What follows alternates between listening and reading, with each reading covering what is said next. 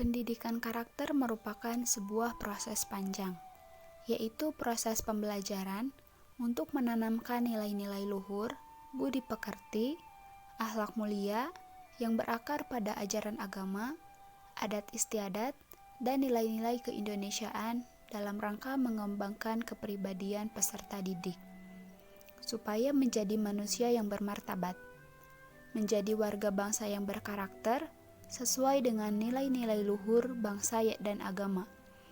Karakter terdiri atas nilai-nilai tindakan.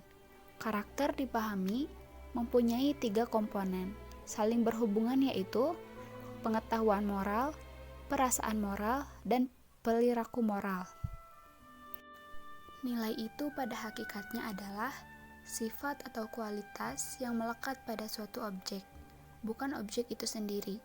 Sebagai suatu dasar filsafat negara, maka sila-sila Pancasila merupakan suatu nilai. Oleh karena itu, sila-sila Pancasila itu pada hakikatnya merupakan suatu kesatuan. Meskipun antara sila yang satu dengan sila yang berbeda, tetapi kesemuanya merupakan kesatuan yang sistematis. Yang pertama ada nilai ketuhanan. Dalam sila ketuhanan yang Maha Esa, terkandung nilai bahwa negara yang didirikan adalah sebagai penjawatahan tujuan manusia sebagai makhluk Tuhan yang Maha Esa. Oleh karena itu, segala hal yang berkaitan dengan pelaksanaan dan penyelenggaraan negara, hukum dan peraturan perundang-undangan, kebebasan dan hak asasi manusia harus dijiwai nilai-nilai ketuhanan yang Maha Esa. Yang kedua, nilai kemanusiaan. Dalam sila kemanusiaan, terkandung nilai-nilai bahwa negara harus menjunjung tinggi harkat dan martabat manusia sebagai makhluk yang beradab.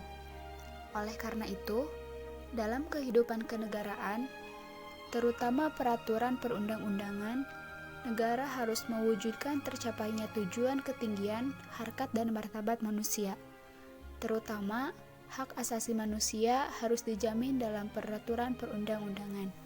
Yang ketiga yaitu nilai persatuan. Dalam sila persatuan Indonesia, terkandung nilai bahwa negara adalah penjelmaan sifat kodrat manusia, monodualis yaitu sebagai makhluk individu dan makhluk sosial. Negara merupakan suatu persekutuan, hidup bersama di antara elemen-elemen yang membentuk negara yang berupa suku, ras, kelompok, dan golongan. Yang keempat yaitu nilai kerakyatan. Hakikat rakyat adalah sekelompok manusia sebagai makhluk Tuhan yang Maha Esa yang bersatu yang bertujuan mewujudkan harkat dan martabat manusia dalam suatu wilayah negara. Rakyat merupakan subjek pendukung pokok negara. Demokrasi adalah dari rakyat, oleh rakyat, dan untuk rakyat. Oleh karena itu, rakyat merupakan asal mula kekuasaan negara.